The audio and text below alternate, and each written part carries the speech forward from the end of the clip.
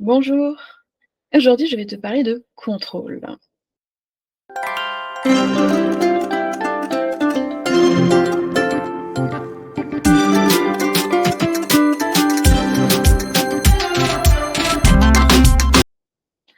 Je m'appelle Delphine Moura, je suis exploratrice en voyage intérieur et pour mieux vivre ensemble, je suis convaincue que cela passe par la connaissance de soi.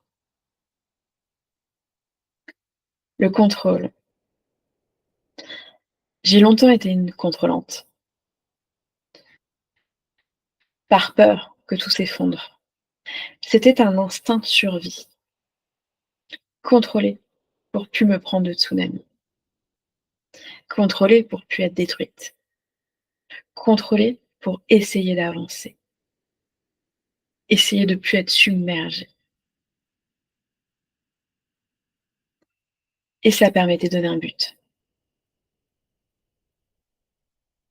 Contrôler, c'est souvent une peur de perdre le contrôle. Les personnes contrôlantes vont souvent te dire, et toi-même, tu peux peut-être t'y retrouver, oui, mais si je fais pas ça, personne le fera. Ok. Et alors? Alors c'est super facile hein, à dire sur le papier, mais justement, je l'ai vécu, et c'est pour ça que je te dis oui, je sais, c'est facile à dire, mais c'est possible.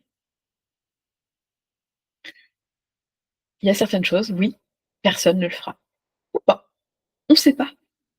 Parfois, justement, quand on n'est pas là, à j'ai l'image de, tu sais, quand on essaie de oh, cloisonner toutes les fuites.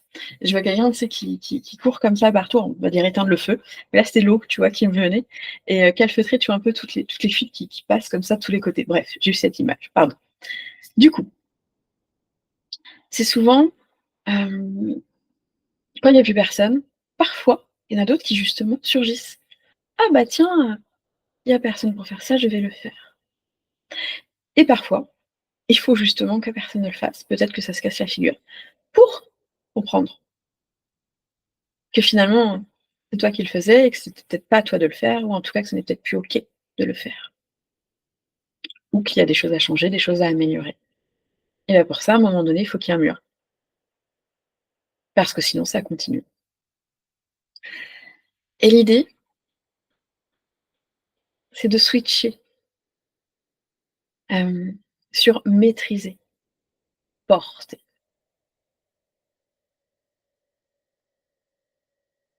J'ai essayé le «je contrôle, je ne contrôle plus». Moi, j'aime bien les extrêmes. Donc j'ai essayé l'autre pendant, de laisser, de ne plus programmer, de ne plus organiser. J'ai appris à oublier des choses, à en zapper, à me planter. Ça a été, hyper enrichissant pour moi, mais je sais aussi que j'ai ce besoin d'organisation, que je maîtrise ça, que j'aime ça. Quand on regarde sur mon profil en human design, je suis quelqu'un d'organisé et j'ai besoin d'organisation, j'ai besoin de planification. Mais ce n'est pas parce qu'on a des bases d'organisation, de structure, qu'on n'est pas obligé d'être ou qu'on ne peut pas être créative ou s'amuser au milieu. L'idée, c'est de construire les fondations avec un cadre, comme ça, pas rigide, je suis contre les cadres, mais justement quelque chose de un peu fluide, mais avec quand même ce cadre et qui peut bouger selon les moments. Et au milieu, on peut s'éclater parce qu'il y a cette structure, cette colonne vertébrale qui permet que ça tienne et de monter. Moi, c'est ma manière de fonctionner et j'ai ce besoin des 2, de cette construction, de cette structure et de cette intuition, de cette créativité. Quelque chose de trop rigide me coupe de mes émotions et me coupe de mes ressentis, me coupe de ma joie. Quelque chose de trop libre me fait m'éparpiller partout et ne pas avancer de manière, constructive. Je vais faire beaucoup de choses. Il y en a la plupart que je ne vais pas terminer non plus et au final, je tourne un peu en rond. Je m'éclate, mais je tourne en rond. J'ai ce besoin des 2 et l'un et l'autre ne sont pas incompatibles. Certains auront besoin de proportions plus ou moins grandes de l'une ou de l'autre et c'est complètement OK parce qu'on est tous uniques et que notre fonctionnement, et bah, c'est le nôtre. Mais là, c'est vraiment le côté lâcher le contrôle pour être plutôt dans la maîtrise. Maîtriser un sujet, maîtriser un timing, maîtriser un rétro-planning, maîtriser une vision d'ensemble, porter un projet, porter sa famille aussi. Mais sans ce contrôle,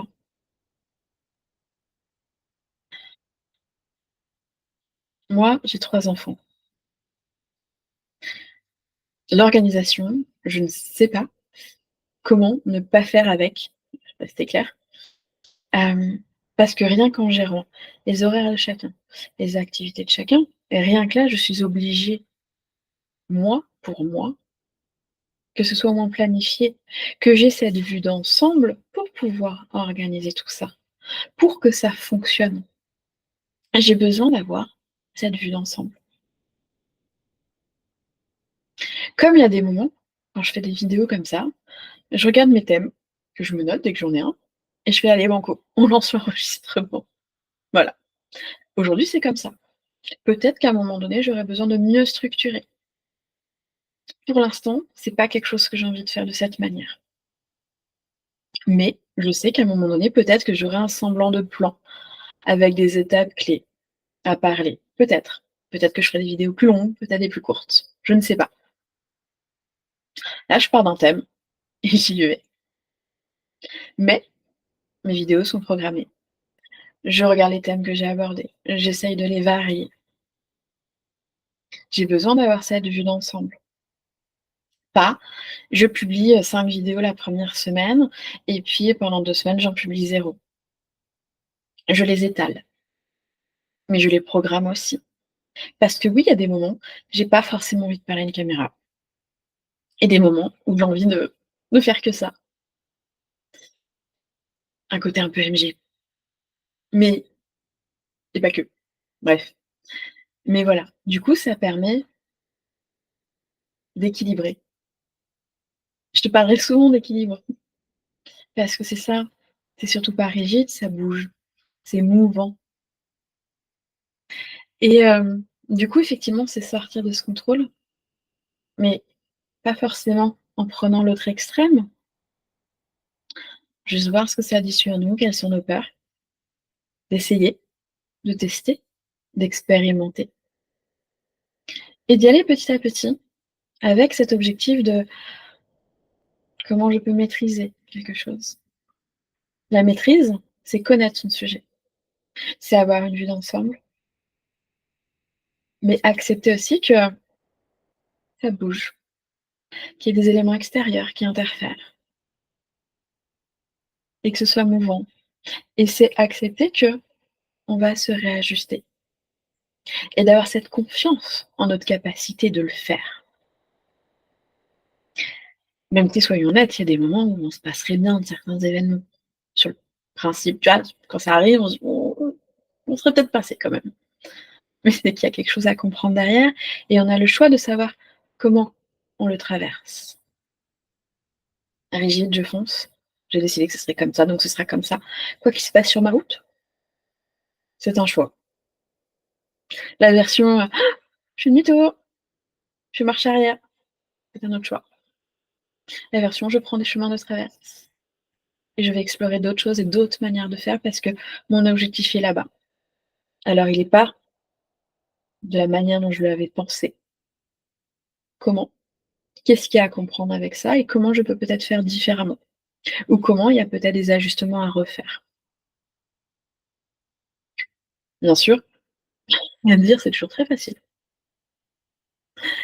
Mais si je te parle de tout ça, c'est parce que Moi-même, je l'ai expérimenté et moi-même, c'est des choses que je vis et il y a des moments où je le vis aussi et plus j'avance, plus je vois les schémas et plus j'ai cette confiance que le sens viendra et que ça se passera bien. Voilà, je te laisse et je te souhaite une bonne journée.